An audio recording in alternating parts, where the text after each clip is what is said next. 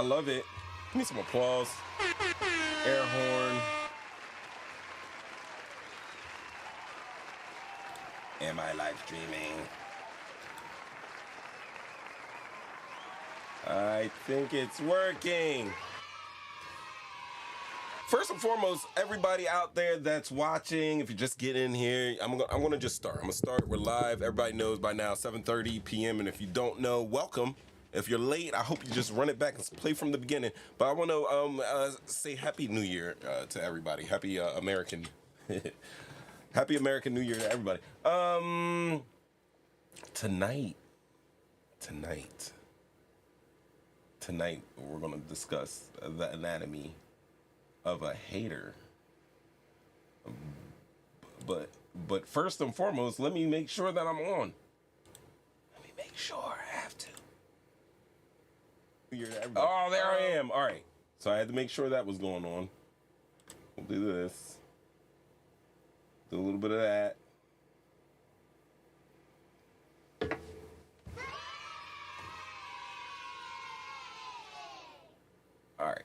All right, so let me just get it started from the beginning here. This is what we're going to do. I'm going to start off with some news from the week. Yay! This week we started the wildfires in Los Angeles. I mean, we didn't start them, but there are some severe wildfires that have erupted in Los Angeles area, particularly in the Pacific Palisades, and they're saying it's fueled by strong Santa Ana winds and dry conditions. I heard a news person remarking earlier and said some parts did not receive, some parts that are suffering from this these wildfires have not seen rain in like over 8 months. And as a result, the fires have destroyed numerous homes, prompted mandatory evacuations, and firefighters are working tirelessly to contain the blazes. But did you also know that they use a lot of not soldiers? They use inmates from some of those federal prisons to actually fight these wildfires there. Just a little something that they do over there. Also, I saw like an interview with Steve Guttenberg. If you guys don't remember Steve Guttenberg, let me.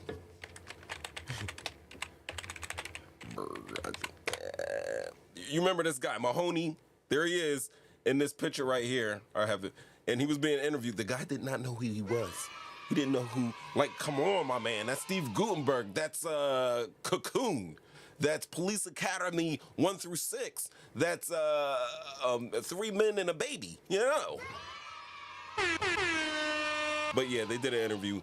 The reporter did not realize who it was, and Steve took off his mask. I don't think it was for COVID. I think it was probably for the smoke. But that's what's going on there. You know what? I can't do this. I can't do this like this. Let me see something. I'm about to get to the chat in a second. I need some music, guys. I'm not even gonna lie. And I don't want my theme music either. Yeah. Put something chill on there. All right. So while I get on the news, then we'll start this. I'll let you see my beautiful face. All right. So last night, if you're watching a POE cast, they play a little bit of this. Trump was remarking about Greenland and trying to turn the Gulf of Mexico into the Gulf of America. Amazing that it's crazy. It's insane. It is insane. But yeah, President-elect Trump has stated he won't rule out the use of military force to seize control of the Panama Canal and Greenland, and he's going to declare that U.S. control both as they are vital to national security. And these comments obviously have sparked a lot of discussion and backlash towards what's going on. I don't know, but somebody was telling me, like, he was also saying Canada, and I was like, hell, why not Mexico as well? And they were like, oh, that's a good idea. Like, seriously, like, for security, like, the boom, boom, boom. We'll combine everything. North America will be one as one whole entire nation, and they said that Trump would preside over that. But if Greenland's part of NATO or United Nations, right? in those countries that house the Panama Canal as well. Wouldn't you think that? I don't know. I think there was a rule like if you fight one of them, you got to fight all of them. So that's going to be kind of crazy. It's going to be kind of crazy. Like that's what Buddy was saying. You know, we were just having fun there. All right. Yo, the Department of Justice is suing several large landlords, accusing them of coordinating to keep rents high. If you guys already know, there is an issue going around where all these major companies are buying up most of the real estate. What they're doing is they're turning them into Airbnbs, they're making them apartments, they're re-renting them because they have such a monopoly on them. And you can see right here in this picture, right here, who the guys are. Here we go. I'll take it back. It's Cortland, Livcore, Cushman and Wakefield, Willowbridge, Camden, and Greystar. I had a rental by Greystar before they had taken over another company. But that's what's going on now. These guys got their real estate and they're raising the rates, and there's nothing you could do because all these companies are buying up all these houses, the livable ones at least. And yeah. So anyway, they're gonna the Department of Justice, of course, is suing, and the legal action is going to highlight some concerns about potential, and I'll be nice when I say potential collusion in the housing market that's affecting rent affordability. So DOJ, get on your job. Oh man, did you guys hear Meta is ending the fact-checking program? I thought they ended it after the 2016 election. I thought they ended it, but I guess officially now, Meta, who's obviously, I'm not going to say obvious, some people don't know, Facebook, they're the parent company of Facebook and Instagram, and they announced the elimination of its third-party fact-checking program, replacing it with community notes written by users. And this move has raised questions about the future of content moderation on platforms, because we all believe in freedom of speech, but damn, we don't have the freedom of speech to fact check anymore. Well, we can't use the third parties that automatically do it once they see the same stuff going up. Now you have to go into community and you have to combat it in the comments. So I guess Meta's gonna win on that one, because they're gonna have people spreading false stuff, and they're gonna have people fighting stuff. I don't know. I'm not one of those types, but I mean, it might be time to let go of Meta. For me, you know what I mean? Find some different social media outlets, because Zuckerberg is out of fucking control. Excuse my language. Excuse my language. I meant not to curse this early. I know that I was probably gonna curse. I knew I was gonna probably curse today, but not this early. I don't know. But when I think about Zuckerberg, just, it's crazy. All right, anyway, stop the cheering. Stop the cheering. Yo, America is speaking. Well, a majority of America is speaking. They're saying immigration is a higher priority for Americans than it was a year ago. That's right. According to the AP poll, indicates that more Americans now consider immigration a top priority for the U.S. government in 2025. And also, the country's preparing for a new administration under Donald Trump, who made some promises about significant changes to immigration policies. Part of my update is not the HB1 visas versus MAGA type, but we can definitely talk about that later down the road. Also, rest in peace. Stop the music. Stop the music. Former President Jimmy Carter is lying in state. I believe that they had his funeral today, and he was at the Capitol Rotunda ahead of his state funeral. So I believe he did Habitats for Humanity. When I think of Jimmy Carter, because I was born a little bit after he left office, I think about Habitat for Humanity. Some people will remember him just crashing a Friday night $1 million movie or whatever to tell America that they're broke and that they're greedy and whatever, and that they're going to have to work to get out of this. Also, he had some issues with people at the pump. There were long lines at the gas pump, and it was just like going on forever, and it wasn't caused by any type of natural disaster other than like an oil shortage and crisis. Also, I think he was involved with some stuff with Middle Eastern hostages, where he was trying to get hostages out, and they actually kept the hostages longer because Ronald Reagan wanted to get them out. I mean, does that sound like we're repeating history? I shouldn't even have did that. Went extra with the story. I should just rest in peace to that man and not gotten all political with it. But let's keep it rolling. North Korea did a missile test. What's new? They're always doing missile tests, but they announced the testing of a new hypersonic intermediate range missile designed to strike targets in the Pacific. Isn't South Korea in the Pacific? Isn't Japan in the Pacific?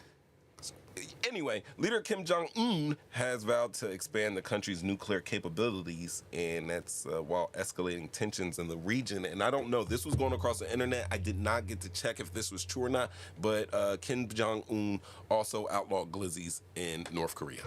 So they said no more hot dogs, and if you get caught, you're going to be getting sent to work camps. But please, I want to remind you, that's something I just saw scrolling.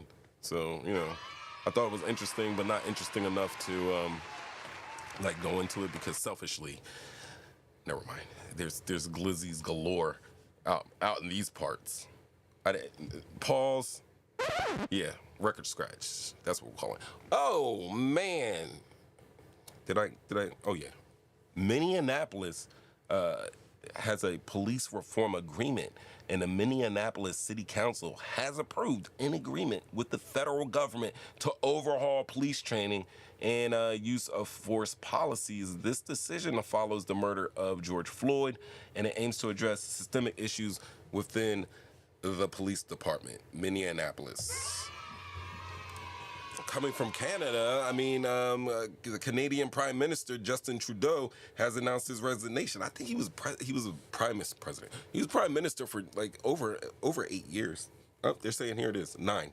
After 9 years, and his departure marks a significant shift in Canadian politics, prompting discussions about political potential successors and future policy directions. But as you're seeing in the headlines, it's saying Trudeau is resigning because there's a lot of infighting in his party. And also, lastly but not leastly, we got the polar vortex. We got a little snow here in the Jersey. Just a little snow. Enough to cause commotion, but not enough to really do anything. I almost, when I went to the roll-up spot to go grab me something, I almost crashed into the propanes. Almost. I stopped before I even hit the barrier because these MFs didn't shovel out their gas station parking lot. I mean, would that have been a lawsuit? Or do you think after the crash they'd have towed my car and then they would have got, knowing that a lawsuit was coming, they would have shoveled it? Because I'm not going to lie. I've been past there before when there is snowing, and they don't ever shovel. They don't shovel. They kind of do it like Vineland back in 2014. They let the cars handle it. Cars smash that snow down.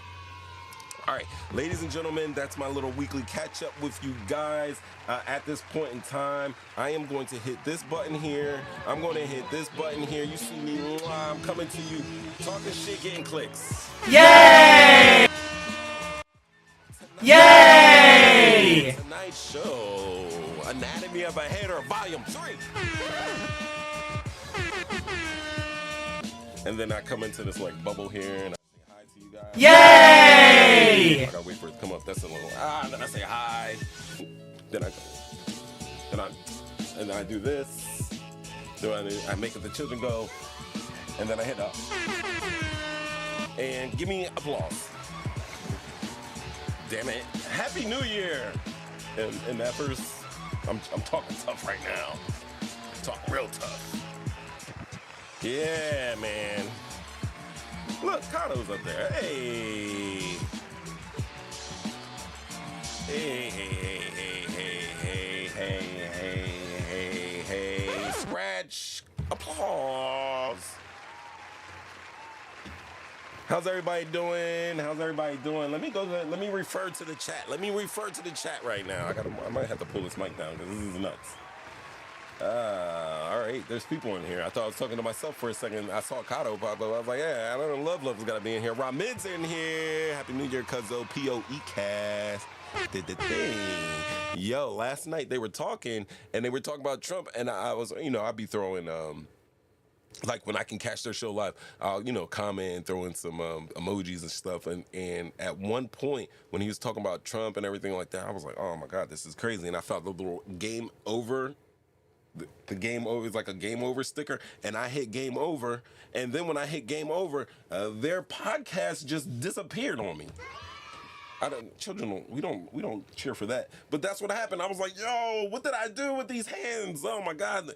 People, they be thinking I'm a hacker or anything because I be doing IT and everything, but that wasn't the case. It just had little issues. They pop back over there. So you gotta, if you're gonna go watch the POE cast, they got a part 1 and part 2. Go check them out. Go check them out. Yep. I believe they have the Crimson Temptress, a.k.a. Storm Tormenta. That's what I call her. Then they got El Vlago, a.k.a. Richie Revolution, POE cast. Check them out, Facebook, YouTube, POE cast if you're in here. Drop them a link. Drop them a link. But yeah. Happy New Year, everybody. Happy New Year to everybody, to everyone. I don't even... Yay! Yeah. We're still here. Okay, so check this out. We're going to do Anatomy of a Hater, Volume 3. I feel like Clue. I could drop bombs like Flex. All right, I'll be Flex. I won't be Clue. I'll be Flex. I'll be Flex right now. Yeah, like boom, boom, boom, because I'm dropping these volumes, like these little mixtapes, because I'm everywhere around the court. There's so many. There are so many volumes that I can do on this, but these MFs are haters, and I gotta let you know that they're haters, and sometimes I feel like when I'm doing this, I kind of feel haterish by doing it, but then I take a good shower with soap, like regular bar soap, you know, and then I will also use the body wash. I will use a washcloth as well as a loofah to get the funk off me. It's true. Go Birds, by the way. Go Birds, by the way. Go Birds. But anyway, I think you guys need to brace yourselves, okay? Brace your effing selves, and I'm going to tell you why. Yay! Piers Morgan is back at it. You know, he's stirring the pot, and he's in a fire debate. He's debating over the Daniel Penny Jordan Neely case. Now, if you don't know about this, Daniel Penny is a former Marine, and at the time he was like 24 years old. And Jordan Neely, they were both on a subway. Jordan Neely was going through a mental health crisis. Daniel Penny wrapped him up, Cobra Clutch style, and choked him out. And as a result, Jordan Neely died. So it's obviously it's New York, it's the subway. We know that we've been having crazy stuff going on the subway lately, but at the time it's a former Marine choking out a homeless black guy, and you know, it's New York. So there was a trial, and he was acquitted of doing this. But as this was all going down, as the acquittal was going down, Piers Morgan Uncensored invited some guests on to like debate about the topics, and I just found it interesting. It's something I was hanging on to, and I just wanted to share with you guys. And I'm gonna do it a little different. It's just not about the hate here. I'm gonna tie it into maybe a broader social historical issue, and then we can go from there. So I'm just explaining it now, but from here on out, unless I make changes, when I do this, yeah, drop the link. Yeah, drop the link, bro. Drop the link. But yeah, when I do these, I'm not just gonna hate off of just hate. I'm gonna hate with a purpose. So, you know, there's gonna be a tie-in to these things, because I feel like I just don't want to feel like a slimy hater. Calling out hate sometimes makes me feel like a hater. If you can understand where I'm coming from. So I'm gonna pick up on the video. I'm gonna show it to you guys. The video total that I'm gonna go through is about 5 minutes, but I'll be stopping and we'll be going through it. I'll give you a chance to call in, and actually that is a great reminder for me to throw the phone lines up. But I'll throw the phone lines up. Yeah, I'll throw the phone lines up. Let me get through this a little bit, and then we can go there. So, without further ado, here is Piers Morgan. Boom, I'm gonna play. I want to start with the Daniel Penny breaking news, if I can, with you, Tommy, because I've been sort of incandescent about this case, as I think you have from the start. The idea that a war hero is in his civilian life on a subway and watches a completely deranged lunatic threatening to kill people, and he apprehends him and prevents him from harming anybody, and in the process, clearly, accidentally, didn't mean to do this, the guy falls unconscious and then he dies. All right, so that's where I have to stop it right there because you're going to realize that they start hating early in the game. And basically what's going on here is, first and foremost, you know, it's Piers Morgan. He's back at it again, and he's definitely diving headfirst into the murky waters, okay? He's diving headfirst into the murky waters. And I'm going to show you something here because I love you. I love you. Let me move these screens around. Let me move these screens around. Let me move these screens around. All right. I will show you right in here when we're talking about him as the hater, the effing hater that he is. But what I want you guys to do is I want you to grab your seats, right? Because it's Piers Morgan, and he's back at it again. And he's diving head into the controversy. I mean, this time he's passing the mic to another hater, future Hall of Famer in the Anatomy of a Effing Hater series. And that would be, what's her name? Tomi Lahren. Tomi Lahren.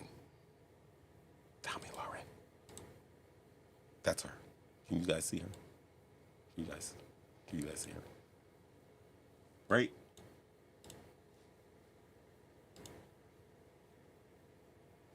All right, I'm doing good here. All right, so, man, this is tough. This is tough news to get to you guys, and I'm kind of stalling you, and I don't want to stall you. I just want to get to it.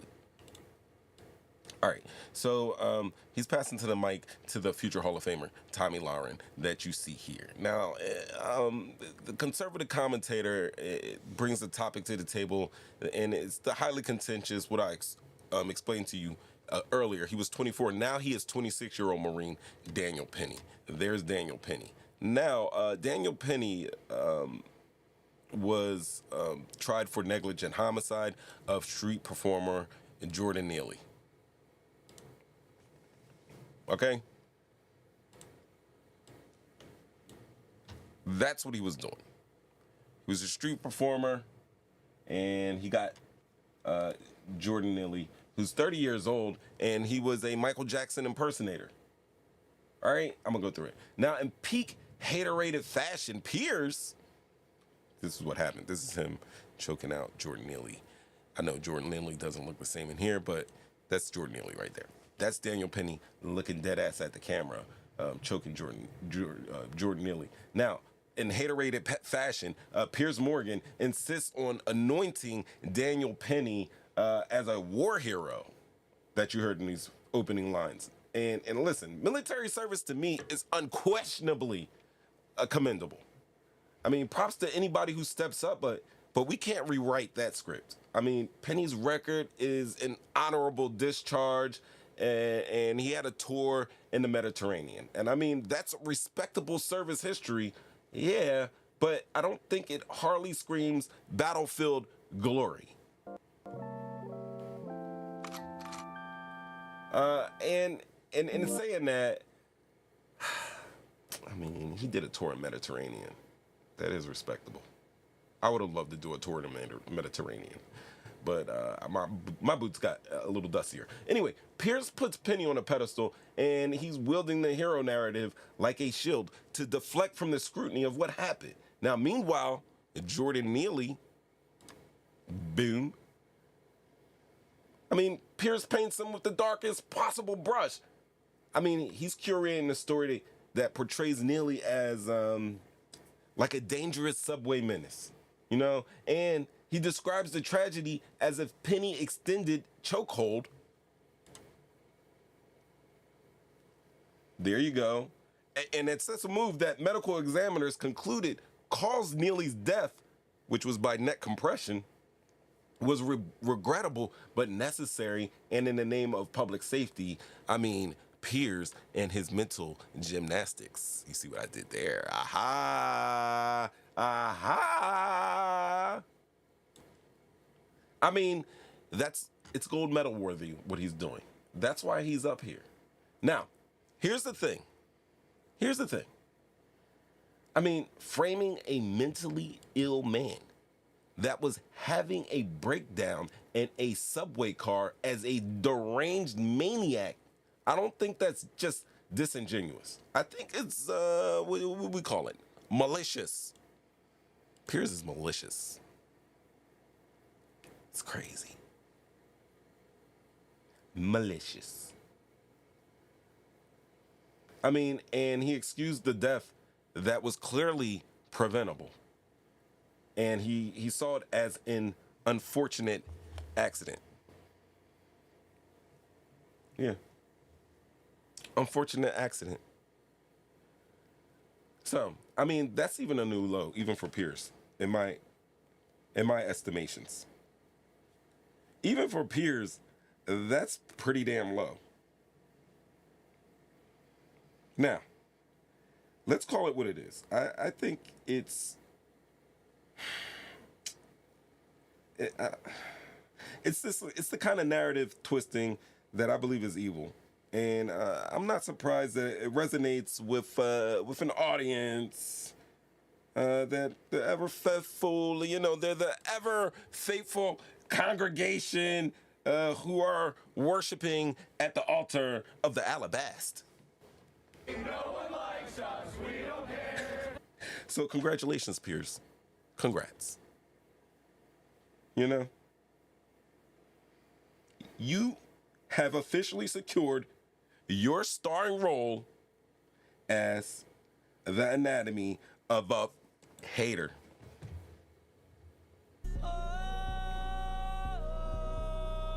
Seriously. That's volume 3, by the way. I mean, it's crazy. He has like a crazy ability to lie and twist and manipulate. Just lie.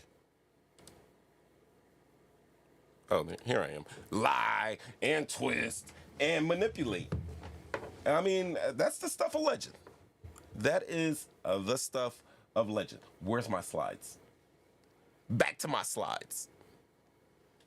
Now check this out though. Like, I've got plenty more to say on this, but honestly, we got to keep it rolling forward because I'm already slow rolling right now. But for now, we're gonna let that marinate. You're gonna stay tuned. We're rocking out. Now, let's keep it pushing. Pushing. Let's get through this. I can't work this myself. All right. So let's start back up, and we're going to continue. And I'm not going to kill your time here, but we're going to get something out of this. But we got to do this so we can get to the extra good part. And it's a tragic accident that happened, but it was entirely precipitated by this deranged lunatic going on a subway and threatening to kill people. A subway system, by the way, in New York, where people have been killed quite regularly in recent years. This guy is a hero, and yet he was treated like a criminal who should be thrown into jail for the rest of his life. Now, I think justice has been served, and he's been released, a free man, but with huge damage to his life, to his reputation, and so on. What do you make of this case? All right. So now, what's going to happen is he's going to throw it to Tomi. You know what I mean? Because Piers is back on that soapbox.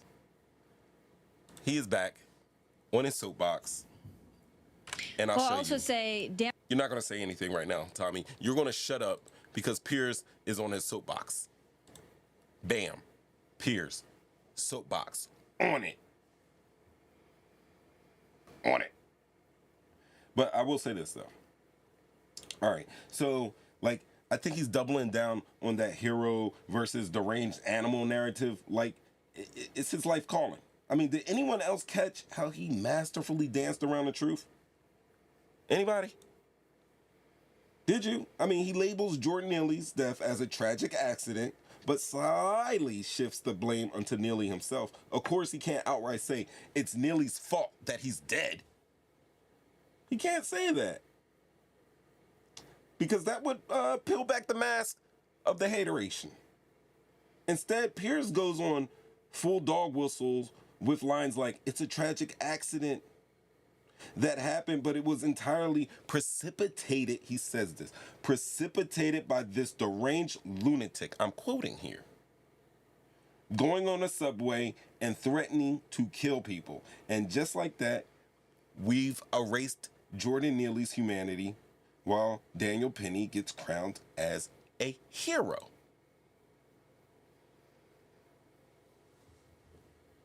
I'm just saying. I'm just saying. But Piers also says this hero has unjustly been treated as a criminal. Let's not forget, accidentally killing that same deranged lunatic. I mean, there we go. More mental gymnastics. That is Piers. Now, coming up is going to be the Harley Quinn to Piers' hating ass Joker. And it's none other than Tomi Lahren. Okay? And she's a conservative commentator, and she's always a perennial nominee for being posted as, the anatomy of a hater. But I almost wanted to I was gonna breeze past this, but I'm not. I am definitely not breezing past this one. But I'm gonna show you something. All right, so this is what we got. He's gonna stack the panel. We're gonna have Piers. We're gonna have Tomi. Look, she's an anatomy of hater too. I give her 3.5 because there's got to be a 4. She's not worth a whole digit. She's not worth a whole digit. She's a 3.5. She's a 3.5. She'll never be a whole 7. Never. Never be a whole 7. 7. I can't. What am I doing here? Anyway, she's on Team Conservative. Now, they're going to call on Mark Lamont Hill, all right, in this whole interview. And they're going to call also on a author, and she's on Substack. If you guys know what Substack is, check Substack out. It's a whole bunch of good literature and writings and stuff like that, and people just being smart. Anyway, she's got a Substack. Yo, this lady is sitting on a panel and never talks about Daniel Penny at all. They don't even include her, and she's on the progressive side of things along with Mark Lamont Hill. So basically in this conversation, it's going to be Tomi Lahren versus Tomi Lahren, and of course Piers Hater Volume 3 versus Mark Lamont Hill, right? And the thing is that Mark, he's by himself. By himself. He's getting tag team, and he's all by himself. And the bias doesn't stop there, because you're going to have to take note. You will take note that Tomi is she's going to get the mic, and she's going to talk to Piers. He's going to shake his head and agree with everything she says. And he's never really going to question her. And he's not going to do what he does to everybody else. And what does he do to everybody else? I'll tell you what he does. As soon as you start saying anything that he doesn't like, as soon as you start challenging his logic, he cuts you off. Because he's a hater. That's what he does. But anyway, Lauren is going to spill her typical bleach blonde, blah, blah, blah, blah, blah, about law and order, mental health, and the dangers of progressive policies. And basically, that's what she does. But let's be real. This setup isn't about fostering any type of balanced conversation. Not on that show. There is no balanced conversation. It's about creating a platform for Piers and Tomi to just reinforce their narrative. And with just enough of a veneer of like a debate to make it, tasteful to his masses as they, worship at the altar of alabaster. Anyway, once you manage to be both the puppet, and the puppet master and the star of the show, it gets crazy. It gets crazy from there. Well, all right. So, right now, we got Piers acting crazy. He's talking about the Daniel Penny.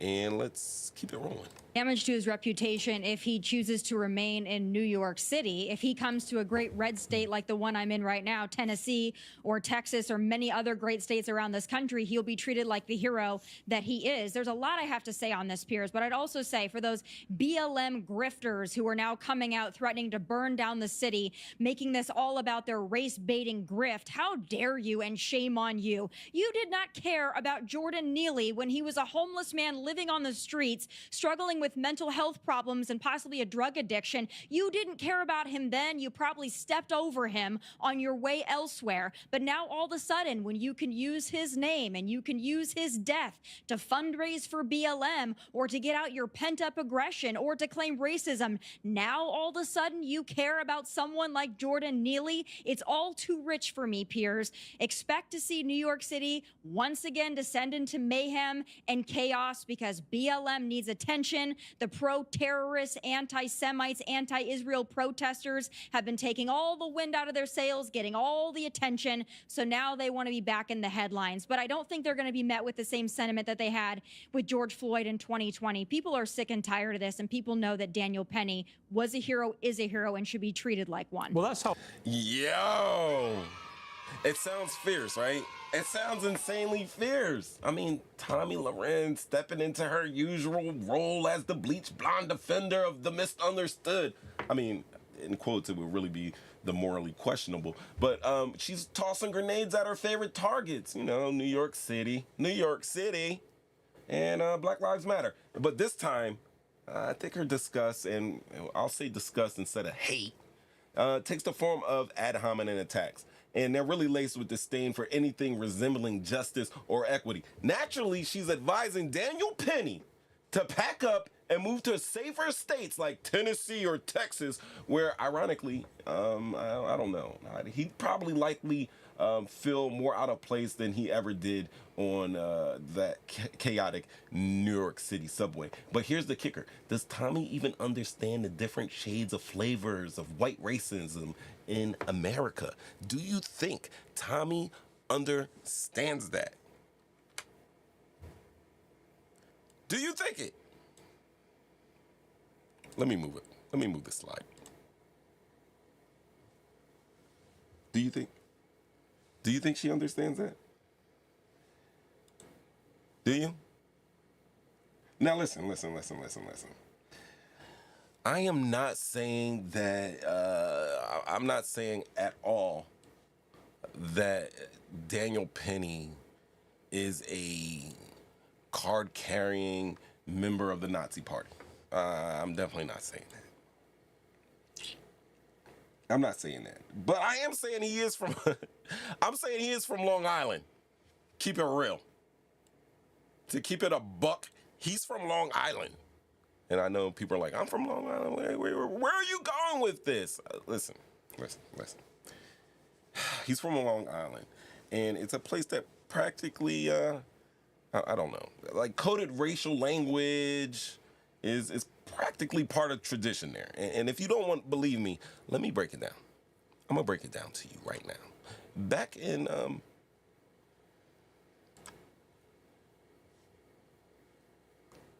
that's Daniel Penny. All right, back in 2008, there is a man named Marcelo Lucero, and he was murdered by a group of teens that went beaner hopping, and they killed him, right? He was an Ecuadorian immigrant, and he was in Long Island, Patchogue. There was a black guy in there, but come on, guys. In the crew, there was one black guy. There was like 5 of them, and the 6th one was the black guy. How about in 2024? Just last year, there was an attack on a black cellular worker by this guy. He's an actual detective. And while he attacked this man, he hurled racial slurs, and he physically assaulted that black service worker, and he's facing hate crime charges right now. Now, I'm going to jump right over the bridge close to Long Island, but they share the same sentiments. Back in 87, I don't know, and this I bring this up for my Vivics out there and my Doge type fellas. Back in 1987, not long ago, so, somebody's grandfather, their parents, over here. They were Indian Americans were victims of dot buster attacks. Dot, not feather. Dot buster. You get it? Don't yay for that. It's crazy. But anyway, it was a hate group that targeted Indian Americans in Jersey City, and they weren't subtle about their goal for intimidation and violence. They just weren't. Or how about just last year at Rutgers, there was Jacob Beecher who desecrated religious artifacts and is charged with a federal hate crime. Look at this guy. He must be his mom or whatever. I was going to blow out the face, but she had him. She's got to deal with that. You know what I mean? Yet somehow, Tomi Lahren remains clueless. Yeah, clueless about everything, the nuances. Definitely about the nuances. And she gets up there and she starts grandstanding on how Black Lives Matter and the real problem is the real problem. I mean, she's got a whole hard-on out for that movement. She does. She's got it out. I mean, it's laughably hypocritical given that her entire career hinges on spewing hate towards groups like Black Lives Matter. The ACLU, hell, Beyonce, and migrants, you name it. Did you know that this is the same person who once claimed the highlight of her Thanksgiving was Border Patrol tear gassing migrants? That was the highlight. And you want to know the cherry on top? In her latest rant, where she straight up accuses Black Lives Matter supporters of opportunistically caring about Jordan Neely only after his death, I mean, she says, you didn't care about Jordan Neely when he was homeless, struggling with mental health and possibly addiction. She said, but now when you can use his name to fundraise or cry racism, you suddenly declare it's all too rich for me. Bro, she thought she ate. That lady is KKK crazy. Or is it KK crazy? There it is. KK crazy. Like, my career is built on hate wants us to talk about grifting? Like, the audacity. Her audacity should probably be sold by the ounce. I'm not gonna lie. But on the show, we constantly and consistently, we discuss things like poverty on the We Live. We discuss mental health. We discuss systemic issues. Meanwhile, Tomi Lahren's agenda just revolves around tearing down anyone fighting for human rights. But hold up. This isn't just all about Tomi. Let's keep it a buck. You know why we're here. Bring your ass here, boy. It's about Piers. It's about Piers. Tomi already got her 3.5. All right. It gets better. It gets way better. I'm going to show you how better it gets. Continue.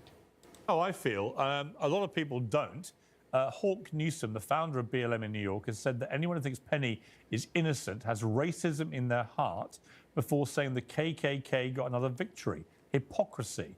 Now, I want to play, before I go to you, Mark, I want to play, this is a clip of Jordan Neely's father talking about his reaction to the verdict. Oh, check this out. I just want to say, I miss my son. My son didn't have to go through this. I didn't have to go through this either.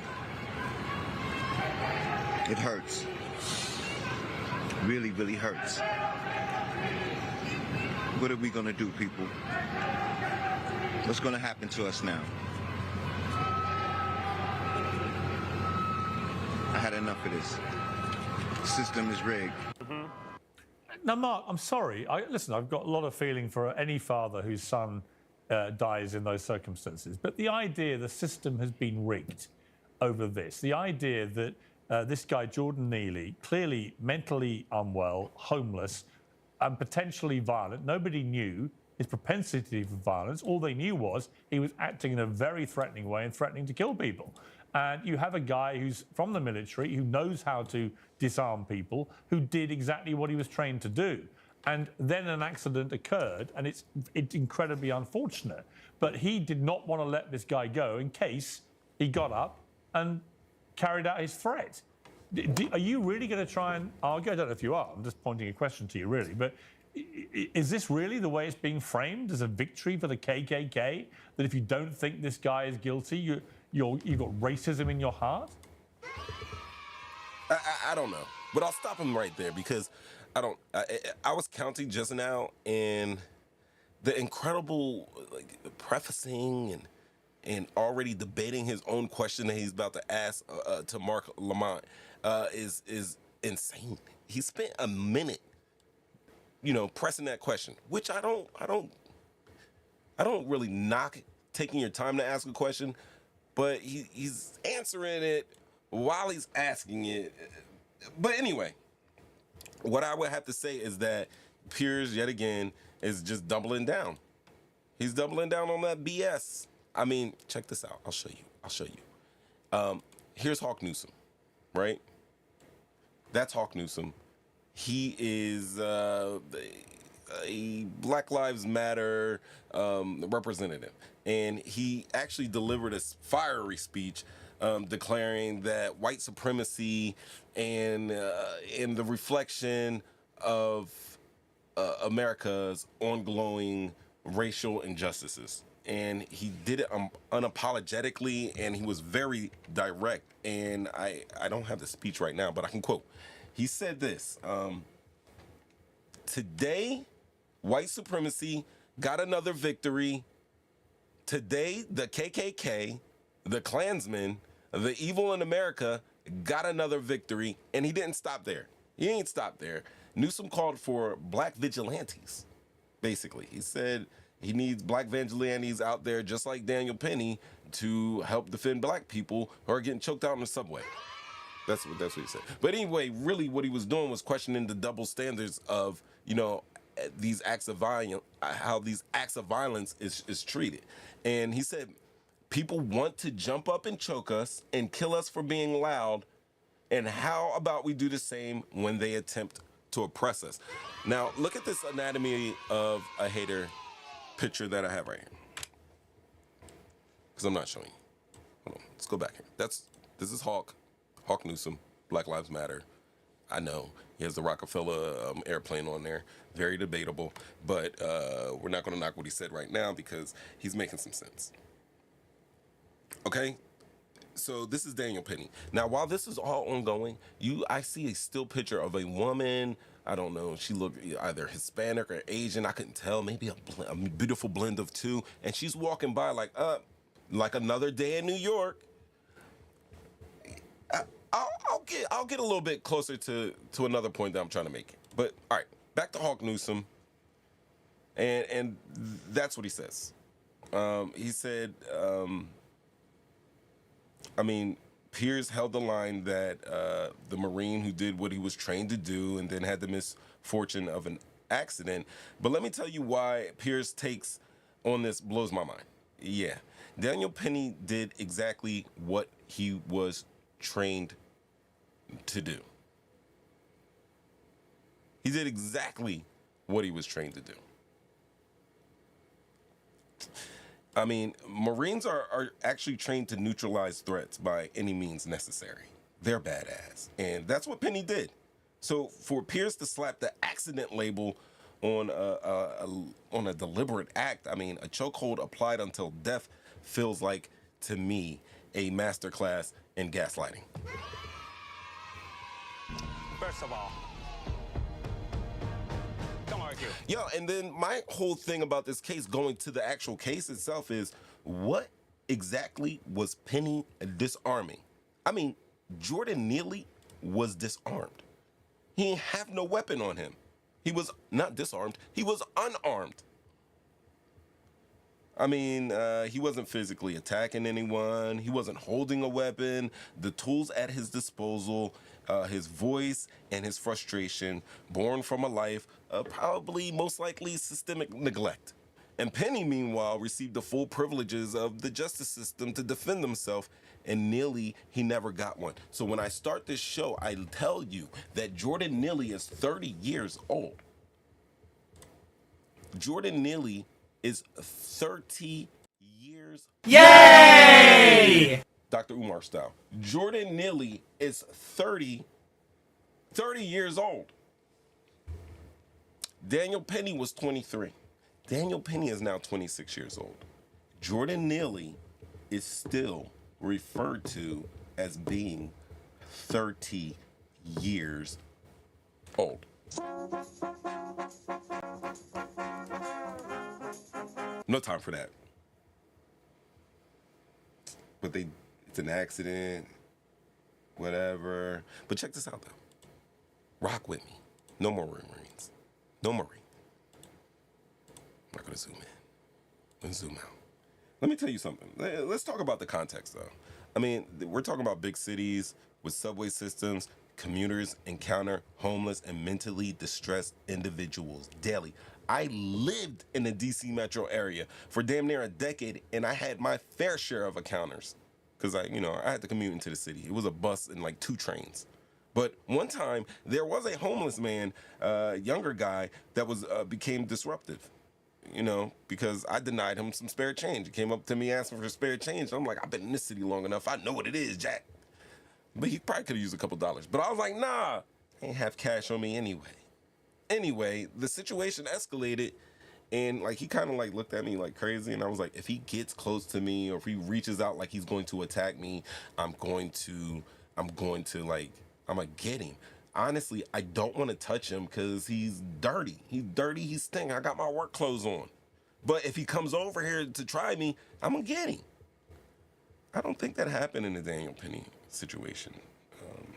But anyway, this guy that I'm talking about, he actually, a couple moments later, he soiled himself, and it made the operator stop the train. I remember I was in a 1 car that day. I never really rode the 1 car, and I maybe have rode it like maybe twice after that because it was just so packed. I used to be in car number 4, but I was in car number 1 that day because I was around a little late. Anyway, Buddy peed himself, and he was on all 4s, and I remember walking over to him like, yo, Buddy, are you all right? Because he was kneeled down, and I thought he was like crying or like hurt or something like that. And I seen a puddle of piss, and I didn't tell him or anything. I was just like, oh, he peed himself, and I just moved. I moved to the back. I moved to the back of the car. Anyway, police came. Authorities were called. It was messy, but it didn't end in anyone's death. And because normal people understand how to de-escalate and use the train intercom or pull the emergency brake. If it's truly that dangerous, pull that emergency brake. But Penny ain't do that. Nope. Penny handled it himself. He chose that violence. I mean, and what's so strange is how much energy is spent dissecting Neely's mental health, yet no one, listen to me, this man's mental health was scrutinized. He was homeless. He had been a Michael Jackson impersonator. I think anybody who impersonates anybody, shout outs to Elvis, 90th birthday today, I believe. Happy birthday, rest in peace, King. But if you're an Elvis impersonator, I'm looking at you kind of crazy. Anybody who impersonates people like that and wears a costume, I automatically look at them like, they're crazy. But anyway, listen, they scrutinized Neely's mental health, and nobody ever thought to scrutinize Penny's psyche at all. I researched this. Yo, did the courts order like some mental thing for him? Did he get mental? Nothing. Nothing comes up. His mental health wasn't a former Marine veteran. All right, he did tour in the Mediterranean, but you can get some PTSD just going into a fucking boot camp. Excuse my language. First of all, Excuse my language. But his mental health was never ever taken into question, and that kills me. I mean, here's a man who ignored onlookers' pleas to release his chokehold. His peers were like, yo, that's too much, dog, let him go. And yet he continued. And nobody thought to say, hey, let's do a little mental health check on this guy. No conversation about his state of mind. Why? Because it's America. And Penny's actions are seen as doing his duty. Now, what Piers and his ilk won't say out loud, that I'll say, is that white Americans are presumed to be active deputies of the U.S. justice system. And this presumption makes Daniel Penny a hero and paints Hawk Newsom as a radical, and it makes Jordan Neely just a a regular crazy guy. But you know what? Let's pivot real quick. Let's pivot. Because we want to talk about this guy. And his name is Johnny Grima. And he was there. He was there when Daniel Penny choked out Jordan Neely. Right? And I'm going to show you something real quick. I want to play it.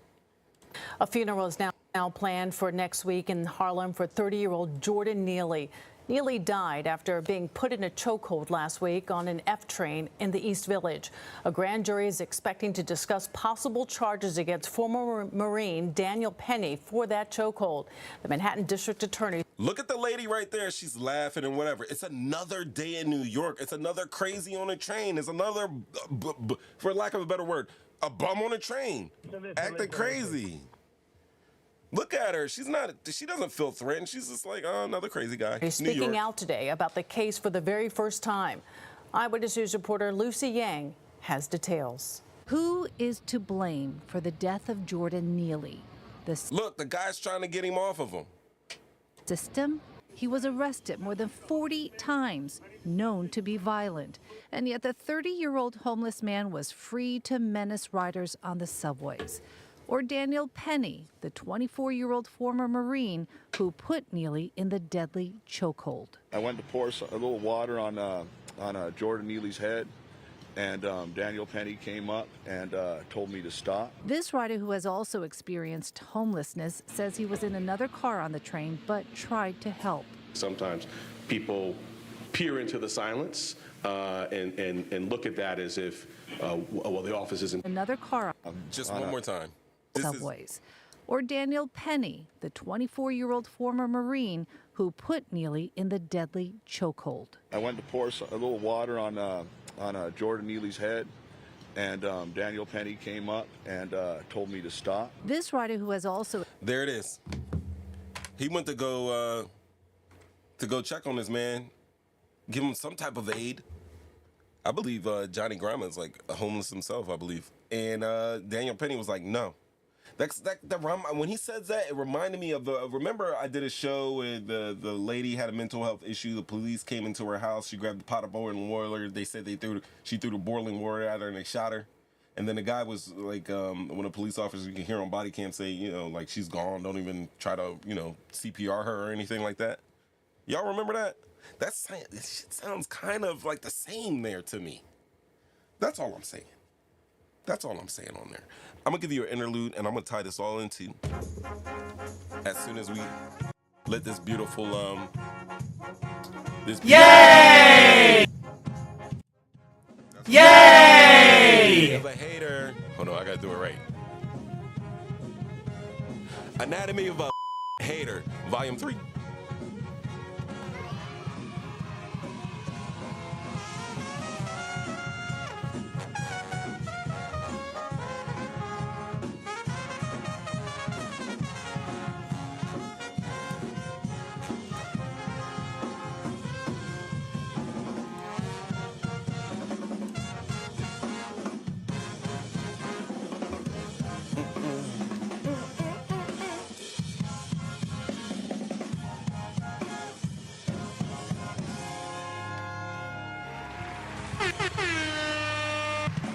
Talking shit, getting clicks. Yeah, you know what? I should just do it. All right. I am going to do it. I'm going to do it right now. Oh, no, wrong number. There it is. That's the one. Just for you guys, bear with me for a second. Let me get the line. Thank you for calling Call-In Studios host and call screener line. Yo, I see everybody in the chat. How's everyone doing? I hope. Enter your 6-digit PIN number. I don't know my 6-digit PIN number. Yeah, I'm glad I'm not sharing that screen. Welcome, host.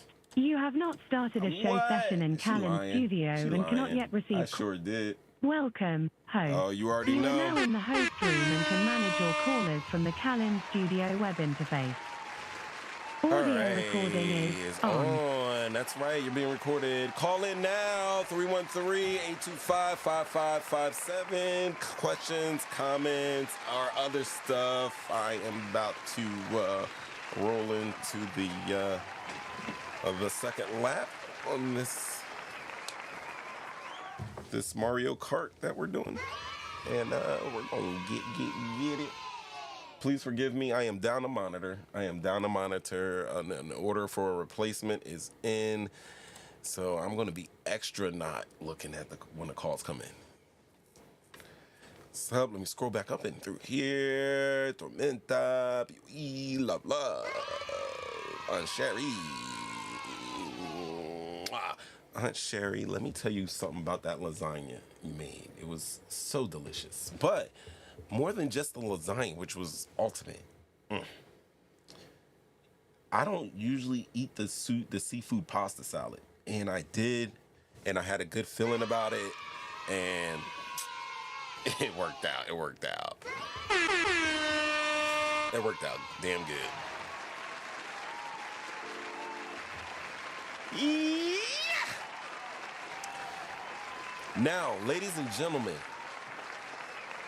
let me bring this over here so I can just look at it over here. You want to see me turn my neck? All right. But so we see how Piers is hating. He had a little hating. All right. We might disagree in opinions on how everything is going, but some of the things that he was saying in that the little junket there was kind of illogical, but also it does show that there's a willingness for people. There's an audience. There's definitely an audience for people that are going to uphold types of attitudes in our American society. So as I happened along, because I knew about the Daniel Penny situation. It wasn't the first time that somebody did something like this and was freed. I mean, it's reminiscent of George Zimmerman, stuff like that. But this is just something that came to mind a couple weeks ago, and we talk about it.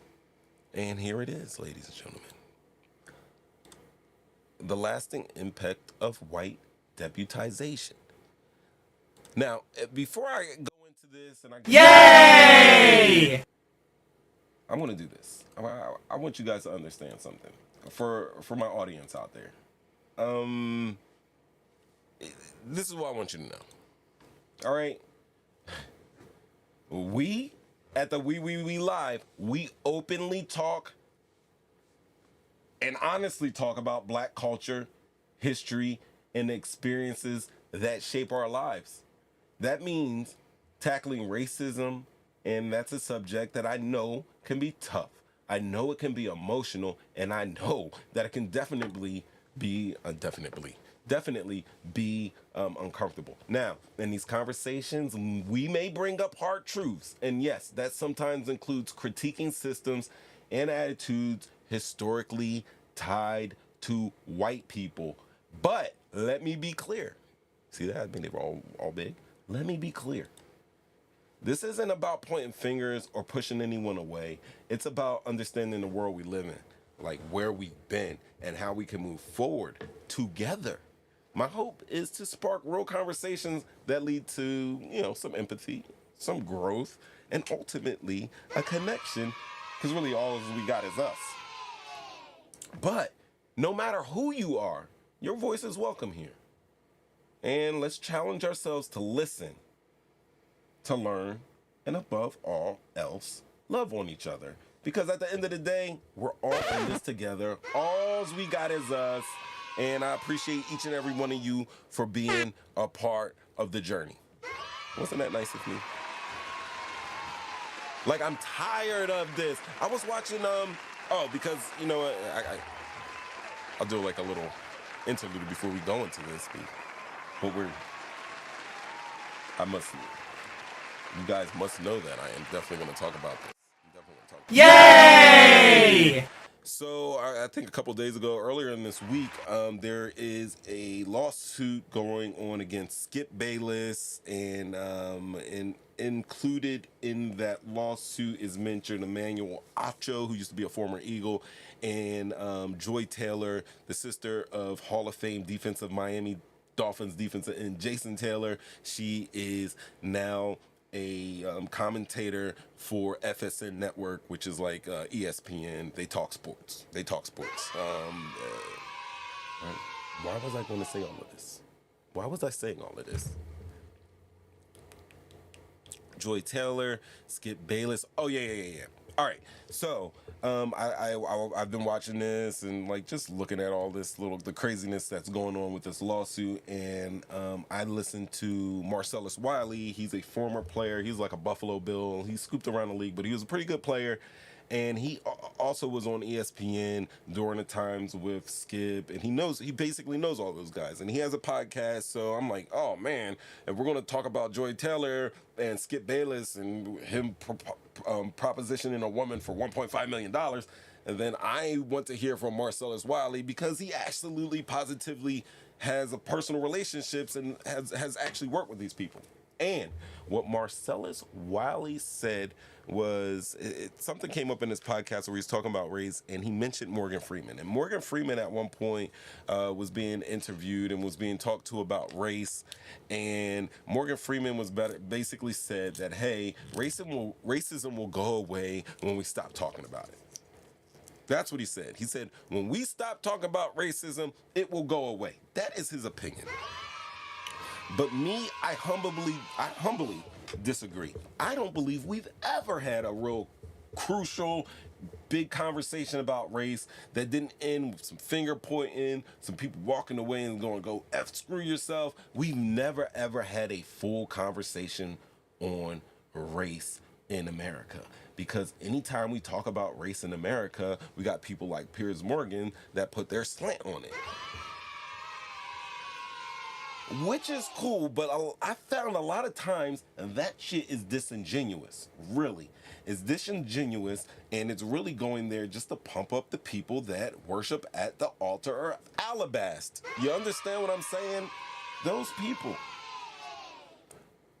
So, with that, that's why I said that on this show, we're going to talk about everything. Yeah, not just about race and everything like that. But when we do, we got to talk about it in an honest and a truthful and an open way. And still talking about it, even when I made that disclaimer. Part of that's for me because it's really not comfortable, talking about this stuff at all. But the more we do it, the more we'll get good at it, and then it'll be second nature. And guess what? We'll have great conversations, and then from there, maybe we can get somewhere as far as race is concerned in our American society. I'm not going to hold my breath, but still, I'm not going to deny working towards greater understanding with my fellow brothers in America. Damn, I was so nice. Now, we're going to talk about the lasting impact of white deputization. And basically what happened is Piers Morgan, Tomi Lahren have unwittingly gifted us a modern-day illustration of a deep-rooted concept in American society. And I call it, and it's been called, white deputization. And their commentary on Daniel Penny's acquittal alongside their framing of Jordan Neely's death reveals a mindset to me that has persisted since the earliest days of the United States. And I presume that white Americans not only have the right, well, I don't presume, but it's been made as a presumption that white Americans not only have the right, but the duty to police, to subdue, and in extreme cases, extinguish the lives of those deemed threats to that social order. And it's a social order explicitly built on white supremacy. That's what I'm talking about. All right? So, to understand this phenomenon, let's click. To understand this phenomenon, and look at these pictures here. Let me take this logo out because this logo does no justice here. Look at these images that I've curated for you guys. This is what would be a slave patrol officer or even an actual civilian checking the papers of enslaved black people. You know? And this has been going on for a while. For example, 1712, South Carolina established some slave codes. And it's based on a 1688 English slave code that was employed in Barbados. So there was already a separate law put in place in the early 1700s for enslaved people.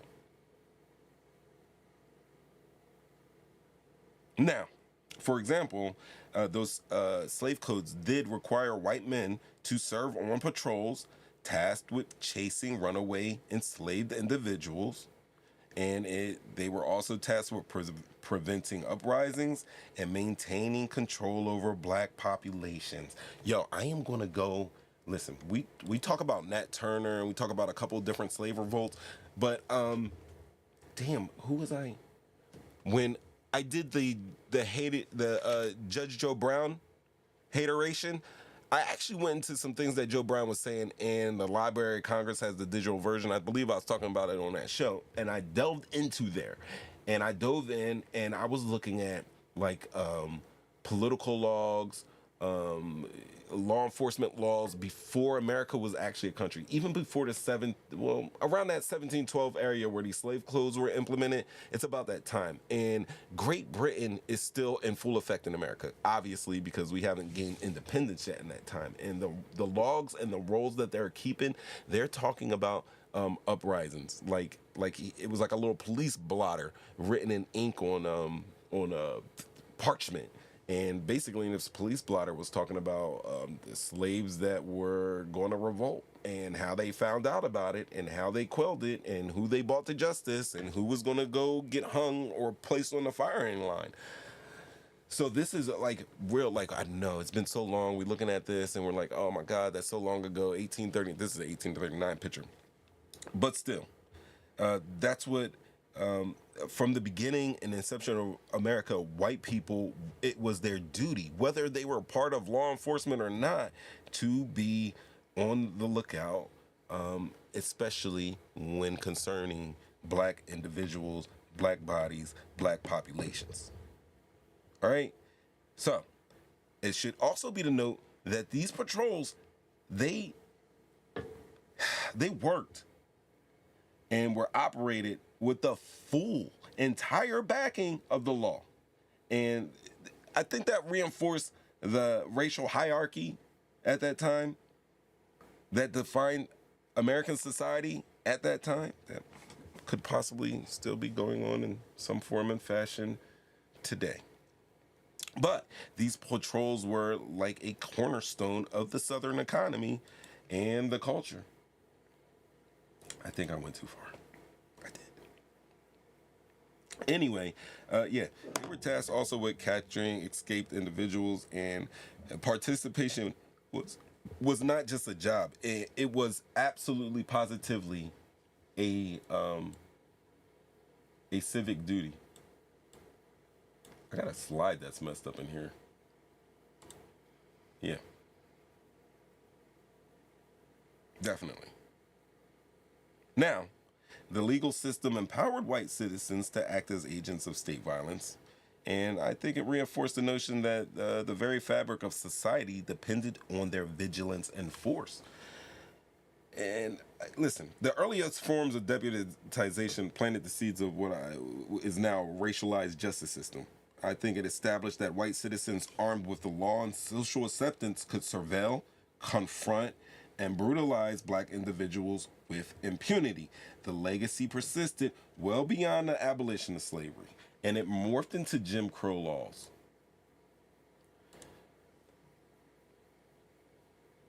And definitely there were extrajudicial violence by groups like the Ku Klux Klan, which I do not have pictured here, and their members, Ku Klux Klan, the KKK, those members often overlapped with law enforcement. Like, you were a patrol officer by day, and then you were a grand wizard at night. So then we can fast forward to the mid 20th century, the 50s and the 60s, and we can talk about white deputation in new areas such as segregation, which I'm showing you guys right now, and by order of the police department, or redlining. Look at this. Looks like my Mexican peoples and my black peoples are being taken out. Right? And basically redlining and restrictive covenants, they not only excluded black families, guys. You gotta understand, like, they also encourage white residents to report and confront any perceived violations of those racial boundaries. I mean, this era, like, solidified the role of law enforcement as an extension of white civic power. Guys sitting in. If you look in this picture, you might see Akaswak. I know what it is, you know what it is, but I don't want to say it. Swah. Sitting there smiling. Confronting this, hey, black dude, what are you doing sitting at this counter? That guy didn't have no badge. So, police officers often acted on these tips or complaints or outright fabrications from white citizens. You remember this one? Carolyn Bryant right here. You guys should check out The Barn. It's a book. It's called The Barn. Check that book out. So that's what we get. We get this because of things like that. We get the infamous case of Emmett Till's lynching in 1955. Yo, one thing I learned in that book, though, that I must say is that overall, white society wasn't really... high society was not a fan of, the Emmett Till lynchings or anything like that. These two men, I forget their name, Roy Bryant and his cousin, I think he was like a Meacham or some shit like that. Anyway, they could do it. They were protected. But these guys were outcasts as soon as that happened because it was barbarism, it was very lowbrow, and that's just what it is. But the hierarchy was, it was the rich white people, the middle class, and then it was people like the Bryants here, and then below them was whoever else, and then ultimately in the basement was the brother man. But like I said, it's Carolyn Bryant's false accusation that led to the murder of a 14-year-old boy. And those killers walked free after they were acquitted buying all-white jewelry. Matter of fact, later on, they did an interview and was given money for doing an interview to admit that they did it, and nothing happened to them. Nothing happened to them legally. I think God got them. God got them. But legally, that was it. But you take that and you're going to fast forward to these modern day Karens and what we call civilian vigilantes, because today white deputization manifests in it's a little more subtle, but it's equally insidious. I mean, the phenomenon of Karens, people who frivolously call police on black people for mundane activities such as barbecuing or bird watching or simply existing in public spaces. It's a continuation of this historic pattern, in my opinion. Remember that one? Barbecue Becky.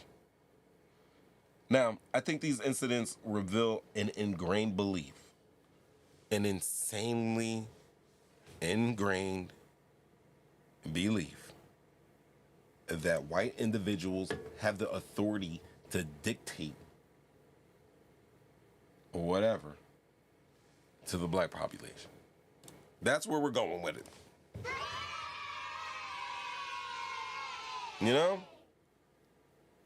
They get to dictate who belongs and who doesn't. And they have law enforcement as their enforcers. Now, I want you guys to recall, I don't know if you guys remember this, you probably should, but back in 2020, it was the case of Amy Cooper. Remember, she called the police on Amy Cooper, who called the police on a black man who was a bird watcher in Central Park. And her weapon wasn't a gun. It wasn't a chokehold, but it was the implicit understanding that her word as a white woman carried more weight than his as a black man. Luckily, this was caught was recorded and caught. And isn't it crazy that there's a dynamic where white citizens can mobilize the state's power against marginalized individuals? And this guy wasn't marginalized, he's educated. He's a black man out there. Look at his getup. Look at he's got his jeans on, his American flag shirt, and he's got a bike helmet in his bird. That man ain't up to, he ain't up to no good. I don't know, double never get. He's not up to anything nefarious, not with that outfit on. You know what I mean? But, like I said, white citizens are able to mobilize the state's power against marginalized individuals, and it's rooted in the same logic that empowered the slave patrol centuries ago. Man, that's interesting.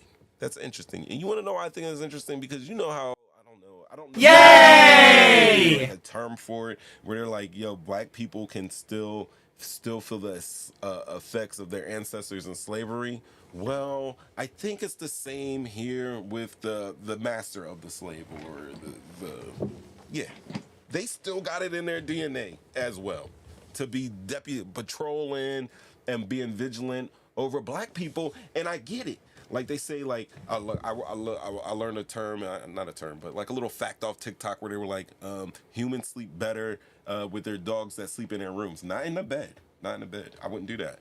But the dogs that sleep in a room, because if they can hear their dog breathing, then they know that that dog is going to be on alert and he's going to be safe. So you sleep a little bit better. And they said that's something that comes back from the caveman days. These are scientists saying this stuff. I mean, this information does change, but still, the science says that. And because of that, when a human has a dog lover has a dog in their room and they're sleeping, they sleep way better. They said that black people still feel the effects of slavery. Why is it not possible for white people who have been told, who have been marketed to see black individuals as dangerous, see them as the enemy, to see them as people that they must be vigilant of, to somebody that they must have some type of control and force over? If you've had that for centuries upon centuries upon centuries, you're going to act accordingly. You know what I mean? And it's wrong. And coming from over here, if it happened to me, I would be like I'd be upset as a black man. But also, what can you do? I mean, if you're going to follow this frame of logic, then I'm going that hell. If this is in our DNA, if we got this in our DNA from these hard times, and we had to learn to evolve and protect ourselves and stay alive, and this is the tools that we use, and it's still within us today, then I don't think it should be shocking to see that it's still in them. I've always said that racism, I know when you hear it come from black, like you're thinking like, oh, he's complaining about race. They're always talking about racism. That shit affects white people too. That racism affects white people in a negative way as well. It's effed up our country. It's effed up our country. That and a little bit of capitalism, but that's for another time. There's got to be some type of balance here. Anyway, let me keep going. I won't take up too much more of your time. But this is that's the Cooper. So, basically, after that, we have the vigilante. You see those three gentlemen at the bottom? Those three, oh my God, those three And I know a hoe when I see one. Those three guys down there that chased Ahmaud Arbery through the neighborhood because he was running and checking out new constructed homes and said he was stealing, chased him through a neighborhood and shot him. We got Daniel Penny up there that even with fellow New Yorkers telling him to stop choking this man out, kept on going. And we got George Zimmerman, who, when the 911 person told him don't chase Trayvon around the neighborhood, cut off the chase, we'll get police involved, decided that hell no, not this time. These guys keep getting away with anything. Remember that? These guys get away with everything. Remember that? And really, out of these pictures, there's only really one picture that where these guys are going to see any type of justice here. I think it's going to be the son, the redhead, for the Ahmaud Arbery. I'll get an update on that one. Because I remember us talking about Ahmaud back in the day too, but that's what it is, man. It's craziness. It is crazy.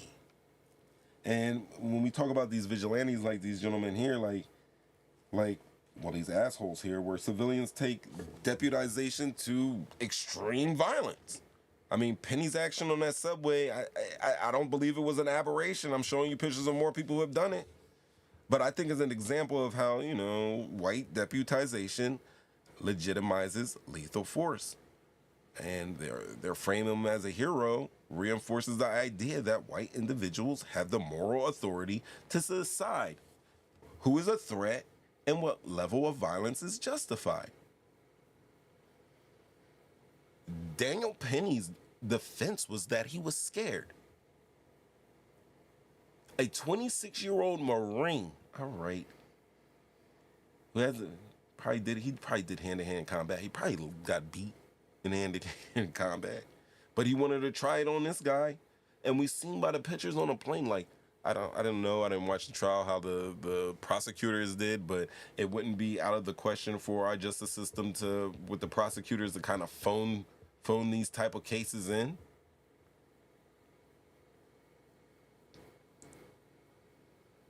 But that's what adds another layer to the background, is that, like, while Marines, like I said, they're trained to neutralize threats, a primary mission is not law enforcement. Yet, in the court of public opinion, his status as a former Marine bolsters the argument that he acted righteously. And this ignores the critical fact that Jordan Neely was unarmed, posed no physical threat, and was crying out in distress, not like countless others, or not unlike countless others who have been failed by the system. Now, honestly, we got to talk about a road ahead, because it gets depressing. We got to talk about a road ahead. Like, I think that first and foremost, what we need to do is we need to teach history. And we need to teach the unvarnished, not the talking shit, getting clicks version that I'm going to be on here for an hour and a half. Not that version. We need to teach America's racist past. And we need to go from these slave patrols to modern day. We need to teach that history, but we know how that's going. That's out. How about this? How about a little, remember Soho Karen? She was wilding. She wore the daddy hat. Accountability. Ensure that these civilians who act in a way such as Barbecue Becky, that they're held to account. As you can see, she was in court. I think we all agree. We all agree that Karens are out of control. And when we say Karens, listen, I've seen videos so far of black Karens, Hispanic Karens, white Karens, Asian Karens. They're Karens. But still, it's kind of crazy. Also, you know what we should probably do is check this. You see this equality versus equity. We should check mental health equity. Definitely, we should check mental health equity. I mean, because you need some robust mental health care, particularly in the marginalized community, and especially in the veteran community. Definitely. And you could also use what I call, this beautiful picture, is just community empowerment. We should be investing in Black-led community safety initiatives that reduce reliance on police and address systemic inequities. Like, to conclude here, I mean, Piers Morgan and Tomi Lahren's commentary, I think it reflects like much more of a personal bias. It's a system of a larger system, and it's a symptom of a larger system. And I think that deputizes white Americans to police black lives. Now, from the slave patrols, as we've seen, to Karens, to vigilantes, just like Daniel Penny and George Zimmerman, the mechanisms have kind of evolved, but the underlying logic remains the same. So I think to move forward, if you want to move forward, we got to confront that legacy head on and call it out, just like I've attempted to do this evening. And then I think after that, we can begin to dismantle all of the lies that prop up white supremacy and build a foundation finally that's actually rooted in equity and justice. And that's what I think we should do, guys. Listen, there are local grassroots initiatives. You got violence interrupters in Chicago, because people are yelling, nobody did nothing in Chicago. Yeah, you got violence interrupters. That's in the Midwest. On the West Coast, you have Oakland's Anti-Police Terror Project, the APTP, and they focus on reducing police violence and creating community-based safety systems. You have a group called Cure Violence Global, and that's in multiple cities throughout the United States. You have Credible Messengers over here in the great state of New York City, and they provide legal support, re-entry services for former incarcerated individuals, and they offer safety solutions that center on the needs of a Black community. You have youth-based initiatives. You have healing and wellness focused programs. We have self-defense and empowerment groups. We have economic justice and safety groups, Liberation House, Cooperation Jackson, and Minnesota Freedom Fund. We have a whole bunch of groups that we can go to get this through. But just tell me your thoughts on this. Do you think it was a good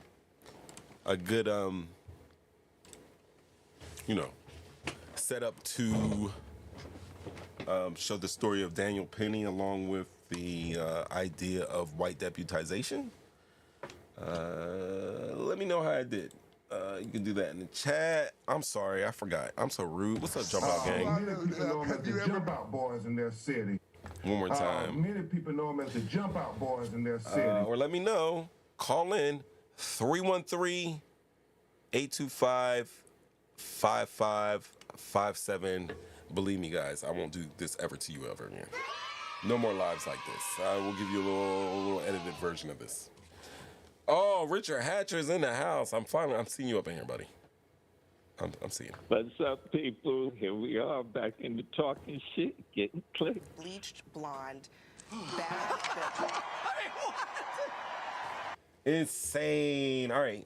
Calling number is 313-825-5557. I see everybody in the chat. How's everybody's New Year going?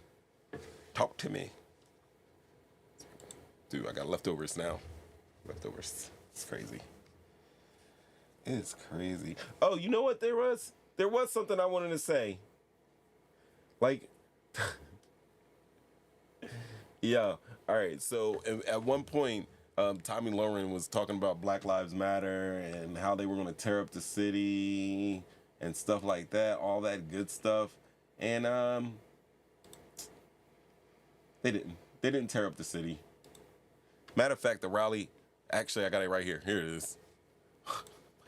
Yo, the title of the video where they're reporting on the protest that took place after Daniel Penny's not verdict guilty is And also telling. tonight, there are calls for justice for Jordan Neely. Dozens of people gathered at Union Square. Did you hear that, guys? Dozens of people. Dozens of people. Is that apathy? Like, people are like, oh, he got off. Why are we going to go out? We already know what happens. But it was dozens of people. To protest against Daniel Penny's not guilty verdict. They're going to show them, look, organizers said multicultural. Most of them look like they were just getting stories for their Instagrams or their, they were doing citizen journalists right there. And then they had some people holding some signs. Do you know if you were just walking by, because I've been in D.C. to a lot of these things, when you go on the mall, there will be people holding those signs like that. Just people holding and giving out signs. And I've taken a sign before because I ain't know no better. But really, when you get those, listen, when you get those signs, if you're ever in D.C., in the mall, if you're ever out in New York and you're just walking by and somebody hands you one of these protest signs or something like that, don't just read the message on the sign. Read who that sign is made by. Like, I took one being polite because it's a marketing thing. If somebody hands you something, you just automatically take it. But I shouldn't have done it. Not that it was a bad sign or anything like that, but they also tend to, you see all these people with cameras, like if you're out there and just for the sake of your privacy, if you go in Washington, D.C., you sit on that mall and you're holding a sign, you're definitely going to be in the FBI database. That ain't no conspiracy theory. That shit is policy. This is not a banger. This is not a banger. So if you're going to go out to like a pink vagina hat rally or something like that, you go out, you can support. I wouldn't have no sign up. That's what I wouldn't do. But yeah. These are the protests that are burning down New York City because of Daniel Penny. That's why I put that up there, because Tomi Lahren is full of shit. Piers Morgan is full of shit. And this is the life we live. This is the life we live now, people. I was hoping. That was my monitor. I snatch everything off. The idea is going to grow over. Am I missing chat? I am missing chat. Definitely holla at me, chat. Let me see if I can bring it. I think the idea is going to grow over the next 4 years. What idea?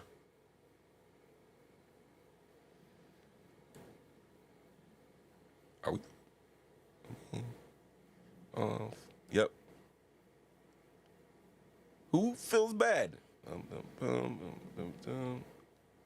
Oh, Ramid, get well soon, brother. Drop flex bombs on them, on your sickness. Look at the face. Look at the face. You know? Ramid, love, Caro, POE, Tormenta, share forward. What you think that idea is going to grow over the next 4 years? What's the idea? Murph, citizen lawman.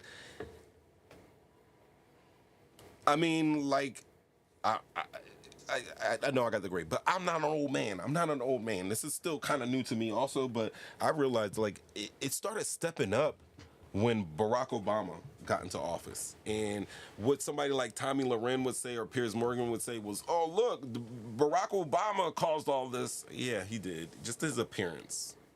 Just his appearance and his tanability caused all of this. That's when I started seeing a lot more citizen lawmen.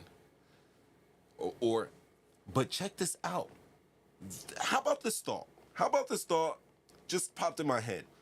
If this is an average white person who understands their covenant with the United States of America of being deputized, and I know it's not all white people, honestly. I know. I don't even want to go through all that.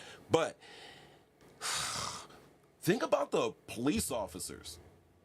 Think about the people who aren't police, who swear to God they're police, and then think about the attitude of the actual officer out there. Like, can we see why we have, like, issues with police violence and everything like that? Does that kind of make sense? Usually, like, when I do stuff like this, I'm upset. I'm angry. I'm upset. But like I said, like when I broke it down, like, yo, like racism just doesn't affect us, it affects everybody. And when you come to that realization, it's less of an anger thing. It's more of an empathy thing, even though you can still be pissed off by it. But like, ultimately, it's sad. It's sad when, you know, people aren't like that. And we could usually do something and like make these people woke. But the powers that be, the smart people that know better, that actually don't have problems with black people, but don't mind going on live broadcasts and like I said, defending the people who worship at the altar of alabaster. I mean, some people are going to do it for the dough. All money's not good money. It's kind of where the whatever. It's really not about, I don't know, any type of political affiliate. It's all about us. It's all about us. And I just like to point out to some people like that, if you feel like that, it's because you probably had it in your bones. Your great-great-grandmother was probably checking slavery paperwork, and that's why, Veronica, you want to come over here to when I got my stereo bumping, and you want to tell me to turn my shit down. It is something, Flash. It is something. But yeah, this is what we're dealing with here. Piers Morgan is definitely a hater. If you don't agree with me, let me know in the comments. Call, leave a message, blah, blah, blah. Welcome back, 2025. We got more good things in store for you. But I will say this also. We not playing. Talking shit. Getting clicks. I'm 3 times. And I will see you same time, same place, different topics. Thanks for everybody coming out. I'll see you next week. I could have probably ended it like better. It's like, go. Yeah. Check out the shop, talkinggettingusa.com. Keep them shirt orders going. I got some new designs, a little updated 2025 for your mind. Those are becoming as soon as the order comes in. It should be in a week or 2. And thanks for everybody for showing up and showing out for me. I appreciate each and every one of you. See you next time. Peace. And I know a hoe when I see one. We episodes, more 3 times. Yeah.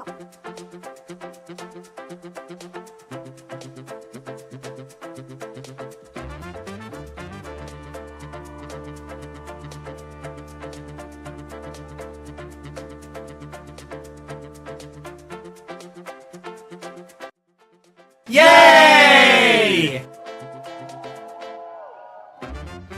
Yay!